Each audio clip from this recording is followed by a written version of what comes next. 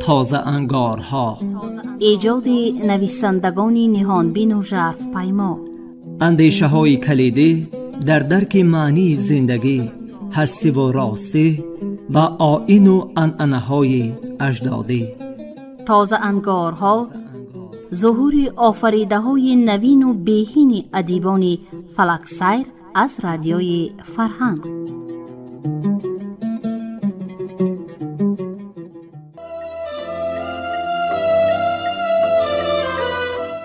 شنوندگان عزیز، علاقمندان گفتارهای ادبی رادیوی فرهنگ، حالا از سلسله گفتار تازه انگارها از خوان ایجادی نویسنده نامدار تاجیک بهمنیار از کتاب سرمده حکایه های دلپذیری را در قرائت نامزدی لمحه‌های فیلولوژی عبدالجلیل امان به سمعتان میرسانیم.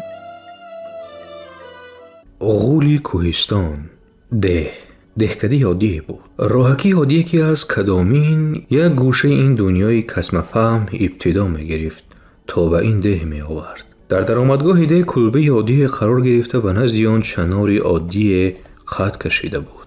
اما در این کلبه عادی دهی عادی که نزد آن چنار عادی می سبزید و راهکی عادی از پهلویش می گذشت، تماما یک زنی غیر عادی زندگی می کرد. زن گاو گوساله زنگوله در گردن حمایل داشت.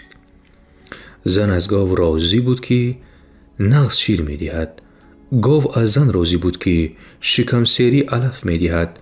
اما گوساله از گاو خفه بود که دیگر شیرمکی نمی ماند.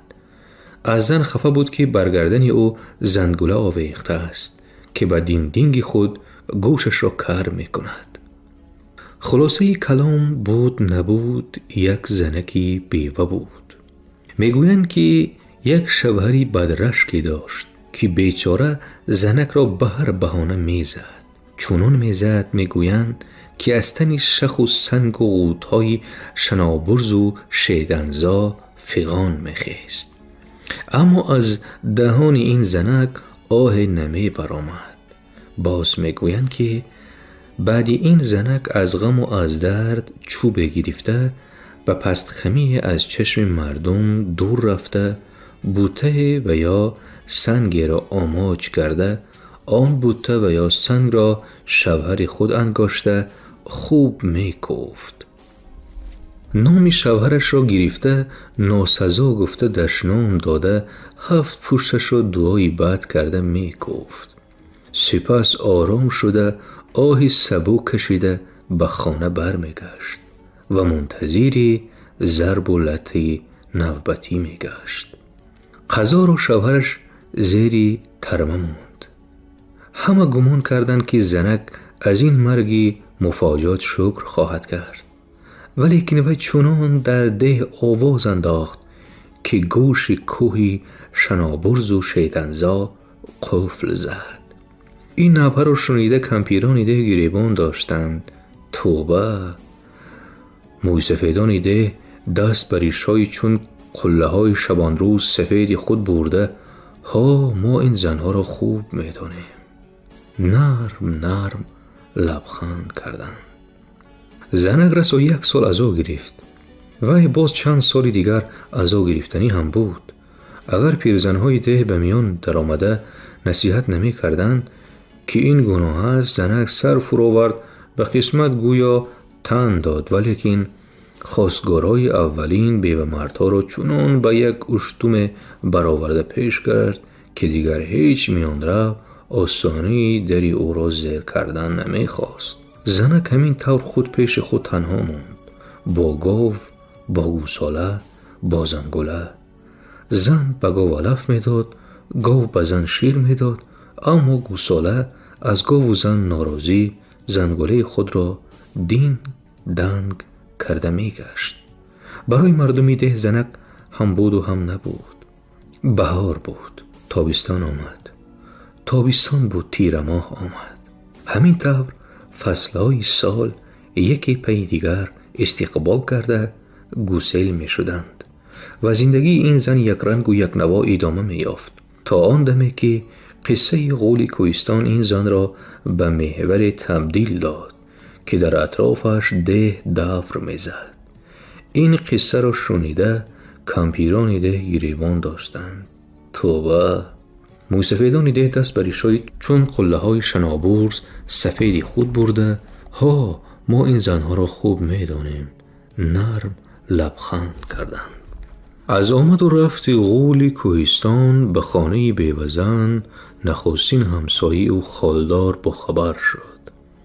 با قبل شب وی از حال حیوانات خبر گرفتنی شده به عاقل در آمده است که بناگاه گرسی پا را شنیده است. این گرس به شرفی پای آدمی مانندی نداشت. حکایت میکرد و من خوب ترسیدم. بعد زیر لب لا حول خوانده آهسته از سری دیوار به بیرون نگریستم. میدانید چی را دیدم؟ مردی پشمینی چون کپه عظیم را. اگر دروغ گویم سنگ شوم، کلوخ شوم. از قدم ماندنش زمین می لرزید. از باد رها کردنش درختان ریشه‌کن می شدند. از درخش چشمانش هر چشم چون کاسه راه تا 20 قدم روشن می شد، گویا چشم نه چراغ ماشین باشد. وی همچون غول کوهستان به نزد دروازه بیوزن آمد و ایست کرد. با فرهای خود 4 سو را پر ماسید. سپس وارد دروازه شد. من چی کردنم رو ندانسته چون کندمه ایستادم. از خانه بیوزن گاه ناله و گاه خنده و بلند می شد. اگر دروغ گویم سنگ شوم، کلوخ شوم. اگر تنها نالیش می کرد من البته به امدادش می رسیدم، ولیکن وی خنده هم می کرد. از این رو بلا به پسی هر دویشان گویان به خانه برگشتم. هرچند که به امداد رسیدن خالدار در گمان بود، هرچند که خالدار به لقب چلدروغ در ده قهرمان بود، باز چندین تن پیدا شدند که به این قصه باور کردند. چنان باور کردند که تیر و تفنگ برداشته شب راه غول کوهستان را کمین گرفتند، اما به دیدار غول مشرف نشدند. شب دوم، شب سوم نیز غول را ندیدند و آن قصه را از دروغای نوبتی چلدروغ شماریدند. اما چلدروغ در ده میگشت و قسم میخورد اگر دروغ گویم سنگ شوم، کلوخ شوم. باز برای مردمی ده زنک هم بود و هم نبود. بهار بود، تابستان آمد، تابستان بود، تیر ماه آمد. یعنی از این قصه 9 ماه و 9 روز و 9 ساعت و 9 دقیقه گذشت و بناگاه در ده آوازه افتاد که بیوزن می آید. این آوازه باز زنک را به محور تبدیل داد که در اطرافش ده دور می زد. این خبر را شنیده کمپیران ده گریبان داشتند. توبه! موی سفیدان ده دست بر ریشای چون قله های شنابور سفید خود برده، ها ما این زنها را خوب می دانیم، نرم لبخند کردند. در یک زو در و دیواری حولی بیوزن از هنگام طلب ها پر گشت. چند زنی به غیرت بچگان و مردان را دشنام داده و شرم دارانده دور کرده باشند هم به زنهای جمع شده تهدیدشان راه نرفت. خالدار چلدروغ این دم در میدان انگتا که مردمی ده بیگاهان آنجا جمع می آمدن شنونده زیادی را گرد خود دیده حکایت می کرد.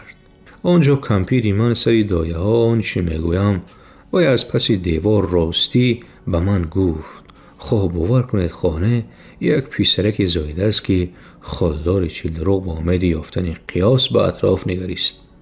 مثلی ها همان گوسفندی یواش شعری خال کلان و سرپشم اگر دروغ گویم سنگ شوم، کلوخ شوم.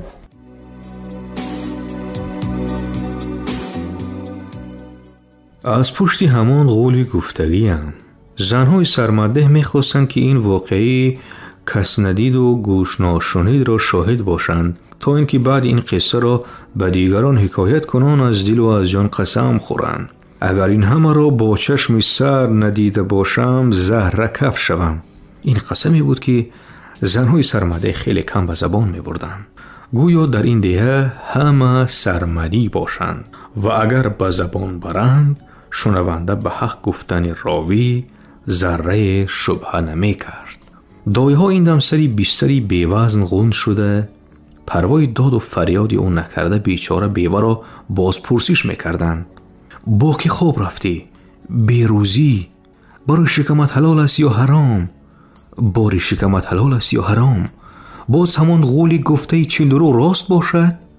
و غیرها و ها کذا. زنک پیچتاب میخورد و جواب نمیداد. بعضن از ضرب درد کدام کسی را دشنا میداد. زنهای ده را حسی شنوایی دو طرز بود. زنهای گذری بالا که از کفکرو دورتر میزیستند به هر یک صدا اهمیت میدادند.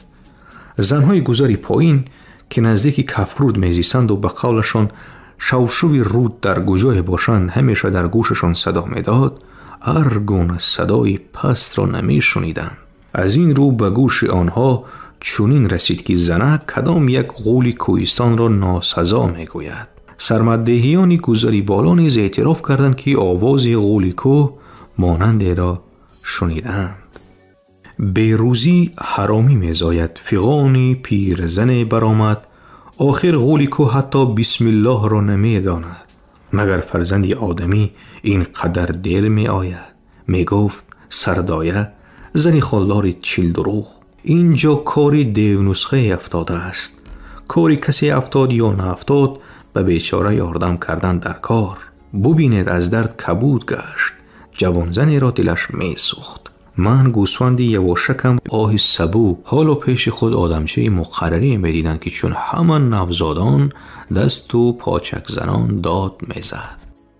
دایه هایی در سرتاسر سرمده و جهان مشهور گنگ و کر می ایستادند. تا آندمی که ندای سردایه زهرکف شوم، اگر این از پشت آدمی نباشد همه را به خود آورد. همه یک باره به قول خالدار 40 دروغ اشتلوم کردند. به بیچاره بیوه در افتادند که پدر این کیست. بیوه زنی بیچاره که کمی به خود آمده بود با یک نگاه عجیب به طفلک می نگریست. تبسمی بزرگ نمایان کنج لبانش دور می زد و حرف نمی گفت. گفتنی هم نبود. سردایه وضع احوالش آشکارا دیده به تهدید گذشت. های دختری از زانی گیوگر، اگر نگویی زهر مرگ شوم نافی بچت را برم. این قسم و تهدید را شنیده همه گنگ و کر شدند. زنک هم ترسید، تبسم از کنج لبانش غیب زد و گاه به سردایه و گاه به طفلک که گریه را بس کرده هموار نفس میکشید مینگریست. وای بسیار میخواست که این جسمکی سرخ و نرم را به آغوش گیرد، به سری سینه های پرشیرش پخش کند، نوازش کند این جسمکی سرخ و نرم را بوسه کند، این تنکی نفیس و گرم را. اما این کمپیرکانی البستی، این دایه های خمپستی نامی دیگری گذری بالا، نه تنها طفلک را با او دادنی نیستند بلکه کشتنی هم هستند. سردایه به افشای سر مایل شدنی بیوزن را پای برده او را تیز میکرد که گپ زند. بیوزن به گپ در آمد. گاوکم از شیر ماند. گمان بردم که کسل شده است. به پادبان همون گرسخته مهمان گفتم. وی گفت که بیگاه خبرگیری گاو می آید، ولیکن شب آمد با چراغک جیبی راه را پرماسیده آمد. شب دیگر هم آمد. شب سوم بیوزن با هراس به اطرافیان نگریست. شب سوم چی؟ سردایه برای سری بیوزن خم شد. شب سوم چی؟ شب سوم وی همچون ناشکری پادبان یک کاسه آب را در بین ماند و خطبه خوانده مرا به خود نکاح کرد. خیریته. آهی سبو کشید سردایه و ناف کودک را برید. این خبر بر قاسا بده پهن شد و زنی پادبان گاورانه برداشته به کشتی بیوزن اکنون شاید بیوه نباشد و فرزندی او آمد. چنان با عتاب چنان با خطاب آمد که گمان میکردید حالا حاضر در سرمده یگان آدمی زنده نمیماند. اما وی تا دری خانه بیوزن آمد و سست شد. خود به خود علمش پست شد. خاریش آمد و روی کنده قدیراه نشسته های های گیریست. چنان گیریست که برفای قله های شنابرز آب شده، سیل شده، همه خس و خاشاک و چنگ و غبار سیل ره و آبکنده ها را رفته بردن. گریه بالکل زنک را تسکین بخشید. حتی چینی لبخند مانند همکنجی لبانش پدید آمد. گورسوخته میپرسم شبها کجا میروی؟ میگوید که آبمانی. هوشم نبود که پرسم در کدام مرزه؟ خالدار چیلدروغ که گاورانه گرفته جانب خانه بیوزن نشیب شدن زنی پادبان را دیده بود، این دم چند شنونده را گرد خود دیده حکایت میکرد. خواه باور کنید خواه نه، آنچه میگویم با چشمان سرم دیدم. زنی پادبان آن کودک را از پشت غول خود دانسته عصا گرفته به سری بیوزن آمد. چنان یک عرصات شد که خدا پناه دهد. زنهای گذری پایین بیوزن را طرفگیر شدند و بالایی ها زنی پادبان را. زنهای گذری پایین بیوزن را طرفگیر شدند و بالایی ها زنی پادبان را. شد بینشان جنگی زنانه، موکنی و روکنی. اگر دروغ گویم سنگ شوم کلوخ شوم. خیریت که سری وقت دویشان کردن، وگرنه هیچ سرمدهی زنش را به خانه ره نمیداد. چرا ره نمیداد میگوید؟ نمیشناخت. و سلام. زنی پادمان تا خیلی روی کنده قدیراه نشست و بعد از جای خسته به خانهش برگشت و منتظری آمدن شوهری گرسوخته شد. نه تنها زنی پادبان بلکه خرد و کلانی سرمده باز آمدی پادبان را چشمدار بودند. از همه بیشتر خالدار چیلدروغ بی‌طاقتی میکرد. یک اشتلوم میشود که تاریخ یاد ندارد. میگفت وای به سرمدیهیان. خواه باور کنید خواه نه، زنک شوهرش را طلاق میدهد. البته اول گاورانه را به سر شکسته اگر دروغ گویم سنگ شوم. هنوز خالدار قسمی مشهورش را نخورده چند پسرک پیغام آوردند که پاده و پادبان می آیند. خالدار چیلدروغ روی بام کاهدانی کالخوز برآمد و چند تن دیگر او را پیروی کردند. از این بام حوله پادبان خیلی خوب مشاهده می شد. پادبان هنوز به خانهش نرسیده از نگاه‌های به سویش با خشم و با استهزا و با رشک، با فضولی و با رحم و با همدردی دوخته شده پی برد که حادثه به وقوع آمده است یا آمده نیست. چون بودن آن را به تخمین دریافت و خود را چنان ساخت که به قول خالدار چیلدروغ گویا موسیچه بیگناه باشد. موسیچه بیگناه همین طور خود را به عالم و آدم به پروا وانمود کرده واردی حوله اش شد. وی واردی حوله اش شد و زنش به پیشوازش خسته از او شادیانه گرفت. ما پسردار شده مردک جان. پادبان که حالا منتظر به قول چیلدروغ اشتلومه بود چون این استقبال رو دیده اول گرنگ شد و بعد خدا را شکر گویان معلوم نبود که پیدا آمدنی بچه یا با آسان گشاده شدن این جیلی رویداد شکر میگوید. بالای کتی چوبین برآمد. روی کت چون همیشه دسترخوان گسترده طعام شام گذاشته بودند. باز پادبان اکنون او را در غیبش غول کوهستان نامه بردند. هر سحر و شام پاده را به چرا می برد و می آورد. زنی بی بچه او تا بازگشتی شوهرش کارهای خانه را سامان می داد و خوراک شام تیار کرده انتظار غول ناشکرش می شد. باز سرمده چون قدیمه برجا ماند. باز بیوزنی بیچاره تنها ماند، با گاو، با گوساله، با زنگوله و باز یک بچه که پور می خورد تا زود کلان شود و پادبان را به پنسه گسل کرده خودش صاحب پاده شود. و هرگاهی که در ده این قصه را به یاد آورند خالدار چیلدروغ قسم می‌خورد اگر دروغ گویم سنگ شوم کلوخ شوم. خواه باور کنید خانه کاری شد که تاریخ یاد ندارد. شنونده های عزیز یادرس می شویم که شما حکایات را از کتاب سرمده نویسنده بهمنیار از سلسله گفتار تازه انگارها در قرائت نامزد علم‌های فیلولوژی عبدالجلیل امان از موج رادیوی فرهنگ شنیدید. کارگردان موجی گل یوسفова. انجام گفتار 11 شاد و موفق باشید.